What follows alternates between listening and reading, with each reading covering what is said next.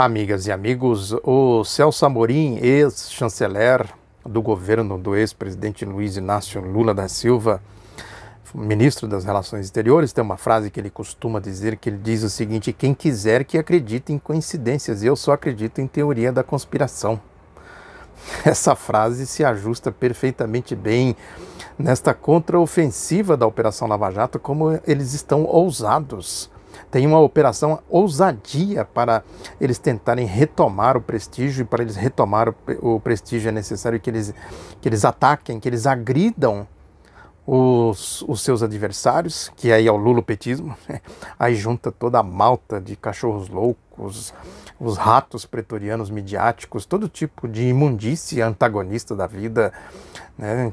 Todo tipo de gente aí do submundo, dos esgotos nauseabundos, emergem exatamente para fazer cumprir esse papel, uma tentativa de resgate, de reposicionamento da quadrilha da Operação Lava Jato.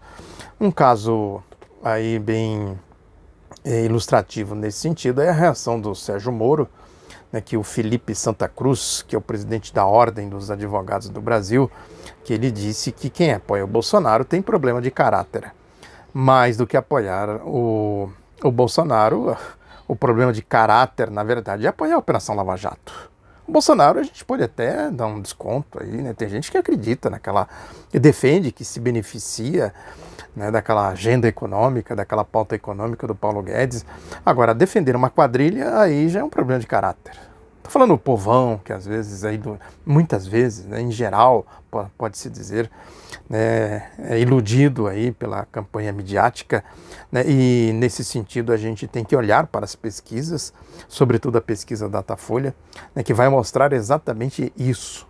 Porque o que diz a pesquisa Datafolha? As causas que o Sérgio Moro defende, o povo não defende. Esse negócio de aumentar a violência, enfim, a pesquisa não dá para detalhar aqui, mas a leitura da pesquisa aponta claramente isso. Quer dizer, as causas do Sérgio Moro, a população não defende. Agora, o Sérgio Moro defende. Por quê? A mesma coisa se aplica nessa questão da liberdade do Lula, né? Quer dizer, a maioria defende a liberdade do Lula. Por quê? Porque é óbvio que ficou constatado que tem uma quadrilha agindo aí, né?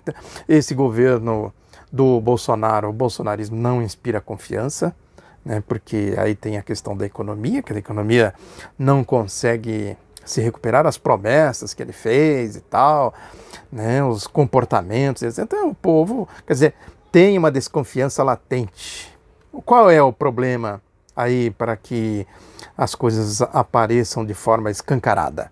É basicamente a campanha midiática, né? A campanha ideológica, a manipulação política ideológica. E aí entra exatamente esse comportamento da Lava Jato, entra o papel fundamental da Lava Jato, que é preciso manter isso com constância, né? Essas acusações e tudo mais. As manchetes dos jornalões hoje, por exemplo, estão dando isso aí, né? Essa ofensiva, a nova fase da Operação Lava Jato. O PF liga, filho do Lula, com não sei o quê, é uma coisa tão absurda, né? Tão fora de propósito, conforme eu comentei no vídeo passado, né? Mas tem mais coisas que vão emergindo, vão surgindo, evidentemente que isso demanda pesquisa, demanda tempo para, inclusive, a gente descobrindo os bastidores, as malandragens, né, como agem, né, os bandoleiros aí da Operação Lava Jato. Quer dizer, uma questão fundamental, básica, por exemplo, né, o que tem a ver essa história de Oi, que não sei o que, com a história da Petrobras? O STF não tinha determinado que a Lava Jato só poderia, né, tratar de questões relacionadas à Petrobras? Primeiro fizeram esse escândalo, um dos escândalos da Lava Jato foi levar o caso do sítio da Atibaia, o caso do Triplex, que é de São Paulo, levar para Curitiba. Isso aí é de tão grotesco, a manobra é tão grotesca, né, que caracteriza exatamente, né, manipulação, mentiras. O Sérgio Moro fez o diabo junto com a quadrilha do Deltan Dallagnol, lá a quadrilha dele, né, do Sérgio Moro com o Deltan Dallagnol, para levar os casos lá para Curitiba. Ué, e os juízes de São Paulo? Quer dizer, só tem bunda mole aqui em São Paulo, para usar um termo aí do povo? Por que eles não conseguem implantar a Lava Jato aqui em São Paulo? Porque a Lava Jato aqui em São Paulo, né, pegaria, se fosse uma Lava Jato de verdade, né, não de picaretas e vigaristas, né, pegaria o caso do metrô, por exemplo. Do metrô. Eu trabalhei no metrô, né, fui diretor de imprensa do sindicato dos metroviários de 89 a 2001. Eu conheço isso por dentro, fiz muitas reportagens, matérias, né, só pegando as questões que apareciam, né? É lógico que a gente não tem mecanismo, não tem condições de investigar a fundo e tal. Agora é a mesma história, a mesma coisa da lista de Furna, a mesma coisa da Braskem na época do Fernando Henrique Cardoso. Tudo isso foi denunciado no curso da Operação Lava Jato. E o que eles fazem agora? Vejam que é uma manobra muito desavergonhada. Como disse o Lula, né, viciados em holofotes. Eu digo que é viciados em outras coisas mais. A coisa é escandalosa. Agora eles se acham todos no direito de se assanharem, pôr as asinhas de fora. É a certeza da impunidade. Eles criaram um tribunal para eles mesmos. Daí o cientista Alberto Carlos de Almeida está denunciando lá no canal dele que ele foi intimado em São Paulo, na Operação Lava Jato. Lava Jato não, foi intimado por um dos ex-procuradores da Lava Jato, o tal do Diogo Castor de Matos, né, esse que foi aí, ele é suspeito de ter feito vazamentos e tal, né, briga lá entre eles, enfim, a gente sabe como é que funciona as quadrilhas por dentro, né? As coisas não são tranquilas, né? Tem as defecções, os interesses A, interesses B e tal, né? E esse Diogo Castor é uma figura esquisitíssima, né? Saiu, alegou licença médica, né? Saiu da operação e tal, né? Coisas assim bem escabrosas envolvendo ele. Ele disse que segundo a suspeita do Alberto Carlos de Almeida, ele mandou uma mensagem num grupo de rede social, e essa mensagem dizia que o Diogo Castor de Matos era suspeito de ter feito vazamentos da Operação Lava Jato. E essa mensagem circulou. E agora ele abriu um inquérito a favor de si próprio, ele mesmo abriu um inquérito a favor de si próprio, e está investigando e chamou lá, não sei se na Polícia Federal, alguma coisa assim, né, para que esse cientista político, Alberto Carlos de Almeida, que é de esquerda, aí, que é ligado ao PT, né, defende posições aí do PT, não sei qual é a ligação, não sei se ele tem ligação orgânica com o PT, e uma coisa policialesca, pela descrição do Alberto Carlos de Almeida, né, algo parecido com os inquéritos policiais militares. Ele falando lá as perguntas, o Alberto Carlos de Almeida, eu lembrei do Aurélio Pérez, que eu escrevi a biografia dele, publicada agora, né, no final do ano passado. São perguntas muito parecidas dos inquéritos policiais militares, da ditadura militar, né, das milícias, dos bolsonaristas da época, dos lavajatistas da época, né, do Carlos Alberto Brilhante Ustra, do Sérgio Paranhos Fleury, algo muito parecido. Essa gente é isso, né? É a certeza da impunidade, acha que eles podem fazer o que eles bem entendem, né? Agora, eles acham porque eles estão desempenhando um papel de partido político. É isso, é um projeto de poder. Eu comecei falando aqui do Sérgio Moro, essa história aí do Felipe Santa Cruz, que o Felipe Santa Cruz disse que é isso, né? Que quem apoia... E é verdade, né? Enfim, essa questão toda, o que o Sérgio Moro respondeu aqui no Twitter dele, né? Que tem um grande respeito pela OAB, por sua história, pela advocacia. Reclama o presidente da OAB que não é recebido. Eu não estou falando aqui igual o Sérgio Moro, não. Terei grande prazer. As marrecadas dele, né? Mas vamos falar sério. Terei prazer em recebê-lo tão logo abandone a postura de militante político partidário e as ofensas ao procurador, à PR e aos seus eleitores, né? O presidente, eu estava vendo aqui PR, né? Eu não consegui identificar ofensas ao PR. PR é pastor, né? Acho que é pastor, né? É presidente que ele quis dizer aqui. Veja a mediocridade, né? A baixa densidade intelectual, militância como é que ele escreveu? Político partidário. Ele gosta de falar isso como se ele não fosse, se ele não tivesse criado um partido, né? Um partido com características do submundo, né? Tem aí outros partidos que são muito parecidos com esse partido que ele criou, né? Então é o partido da Operação Lava Jato, né, em ação, né? Essa que é uma questão fundamental para a gente compreender, né? Aí eles atacam em todas as direções, né? Tem aí, por exemplo, essa questão do fundo partidário. O fundo partidário, aí estão todos atacando. O Pozzobon, Robertson Pozzobon, ele estava na Holanda passeando, essa gente, né? Eu sei porque essa gente não tem sequer, né, compostura, né? Publicou lá no Facebook dele, estava na Holanda, assim, passeando, né? Que ele pôs lá que estava passeando. Não tem compostura. Essa gente não é isso, né? A certeza da impunidade, fazem o que fazem e tal. Né, sabem que criaram um tribunal para eles se protegem entre eles e tal. O Deltan Dallagnol processando o Gilmar Mendes. O PGR agora, né, também aí pedindo para que o Antony Garotinho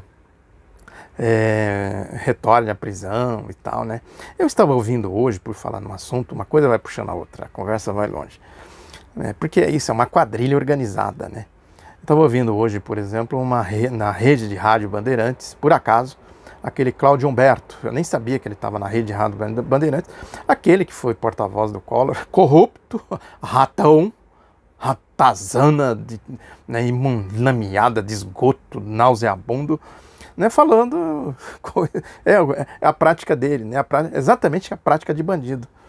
Ele vive disso, pegando uma coisinha aqui, pegando outra coisinha ali, ele junta as coisas e tal, junta pra cá, junta pra lá e tal, né? E quem ouve ele pensa, esse é um jornalista super informado e tal, mentiroso, né? 171, um embromation, que é típico dos ratos, né? Pretorianos, Augusto Nunes, Alexandre Garcia, Hugo Studart, José Roberto Guzzo, José Neumann e Pinto, essas coisas flagrantes que eu pego, né?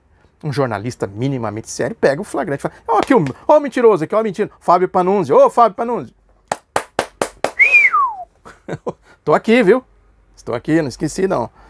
Um mínimo de atenção pega o rato, metendo a mão no queijo. Mas a questão é que esse Cláudio Humberto estava lá dizendo, né, que essa questão do Pezão, do ex-governador Pezão, né, que ele foi, né, foi para soltar ele estava sequestrado, há mais de um ano sequestrado pelo Marcelo Bretas, sequestrado. Quer dizer, o sujeito, o juiz, né, manda prender, prenda aí, e deixa ele aí. O objetivo dele, talvez, estou aqui fazendo suposição, né, analisando possibilidades. O objetivo dele é com sequestro fazer delação premiada, claro. E deixa lá, aí não ouve nem nada, ele fica lá, né, largado lá. Isso é ou não é estado de exceção? Isso é ou não é tribunal Freisler? Isso é ou não é tribunal de facção criminosa? Aí o advogado, acho que é o José Eduardo Cardoso, até que fez a defesa, vai, prisão preventiva de mais de um ano? Né? E era uma rodinha de rádio na Bandeirantes, que estava falando do assunto, da rádio Bandeirantes. Tinha outros lá que eu não sei quem é, não conheço. E também eu vi assim, muito de passagem, só reconheci a voz do Cláudio Humberto. Né? Um deles lá, inclusive, falou, mas isso não pode acontecer, né? Que absurdo, isso afronta a Constituição, afronta tudo. Né? Aí ele entra, o Cláudio Humberto, né, dizendo, mas pode ser, pode não ser, não sei o que, entendeu? Mas a questão é que ele é conhecido lá no Rio de Janeiro como, além de Pezão, o Mãozão. Eu pensei aqui num outro ão, a primeira sílaba fica a critério de vocês, para a dedução de vocês. Ão. Mas é isso, forma um conluio, né? Um grande conluio, né?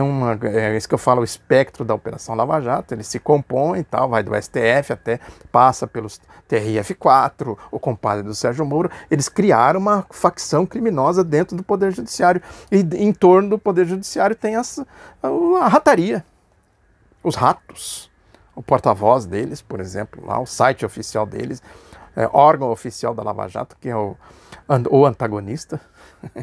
E aí você vai fazendo derivações aí, né, e a gente vai montando, né, enfim, o que é o espectro da Operação Lava Jato.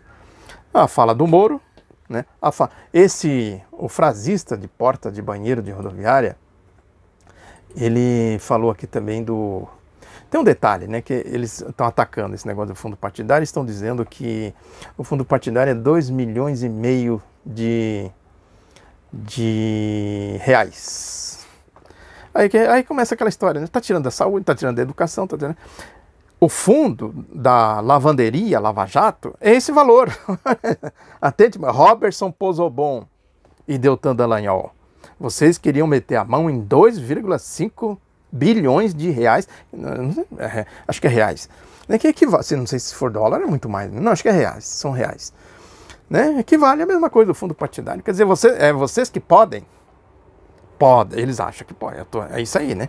Porque o frasista de porta de banheiro de rodoviária, ele escreve aqui, interessante, né? Que eles atacam o Rodrigo Maia, né? Que o Rodrigo Maia agora, Gilmar Mendes, né? Todo mundo que denuncia eles, né? Eles partem para o ataque, acusando exatamente do que eles fazem. Eles têm mania, as coisas de fascista, foi o fascismo que criou isso, o nazifascismo, anda aí na boca de Bolsonaro, né, na boca de todos os lavajatistas aí, bolsonaristas, nessa história, acuse de o que você é, não sei o que, né, isso é coisa, foi o Hitler, a turma do Hitler que criou isso. Então, quando eu digo aqui são nazifascistas, até nisso eles se comportam como nazifascistas. Mas a gente pode, como nazifascista, dizer que eles estão usando a lógica do nazifascismo para acusar os outros do que eles são. Está aqui, ele escreveu, enquanto vivemos, frase de porta de banheiro de rodoviária. Então pode ser também da porta do banheiro do Bahamas, que eles gostam desse tipo de estabelecimento. Ele escreveu aqui, enquanto vivemos em uma democracia imperfeita, ou melhor, demagogia, na teoria clássica das formas de governo, em que o poder econômico, o poder executivo de caciques partidários, o custo absurdo de campanhas eleitorais e a ausência de transparência dos partidos deturpam o jogo democrático, qualquer uso de dinheiro público para financiar partidos políticos é espúrio e imoral. Quer dizer, o legal é financiar a Lava Jato. Quanto é isso, né? Só a lavanderia Lava Jato ficaria no mesmo valor do fundo partidário.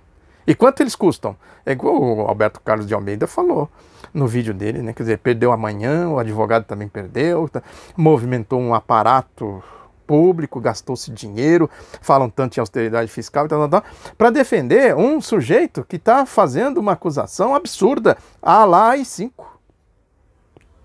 Estado de exceção. Aqui, ó. Quer dizer, aí ele vai mais, né? Quando o Rodrigo Maia diz que é preciso financiar a democracia, leia-se financiar a manutenção desse sistema político corrupto que vivemos hoje. Não podemos nos deixar enganar pelo uso de palavras bonitas para encobrir a podridão do sistema. Exatamente, isso aqui, é isso aí. É o discurso atribuído ao Lênin pelos nazistas. Não, acuse os outros do que você é. Aí, ó, vocês da Lava Jato, é exatamente a podridão que vocês estão falando. Vocês querem tirar a classe política, como vocês sempre disseram, né, e pôr no lugar quem? Vocês, os podres, os nazifascistas, ladrões, corruptos. A lógica do ladrão, estou dizendo, né? Porque o Carlos Fernando Santos Lima, por exemplo, deve explicações, dado o caso do Banestado, que foi a revista Isto É que falou dele, não sou eu. Deve explicações. O Sérgio Moro deve explicações do roubo de Maringá. Claro, ele esteve lá confraternizando com a turma acusada. E etc, etc, etc. Né? O Marcelo Breta deve explicações do auxílio moradia do Rio de Janeiro. Vocês estão devendo na justiça.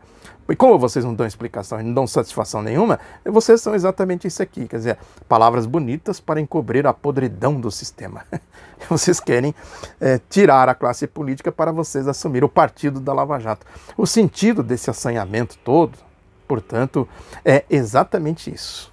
E para isso eles precisam fazer esse tipo de canalice, como diz o Lula, canalice, que eles estão fazendo. Agora tentaram aí prender o filho do ex-presidente Lula e as ameaças que o Pozobon deixou lá no Facebook dele, que eu comentei no vídeo passado, né? Ameaças, fazendo ameaças, chantagens, né? A lógica de facção criminosa, sequestra, ameaça, né? É exatamente isso. Quer dizer, essa Lava Jato, portanto, ela não pode ser subestimada, não pode piscar. não pode piscar. Aí o The Intercept Brasil denunciou muitas coisas e tudo mais. Agora é preciso também fazer a denúncia política. Quando se fala em defender o Estado Democrático de Direito, defender a democracia, é exatamente fazer a denúncia vigorosa do que representa esse partido da Operação Lava Jato. Muito obrigado pela atenção. Peço para você compartilhar, para você dar o like, para você comentar, enfim, ajudar a impulsionar este canal. Um abraço e até a próxima.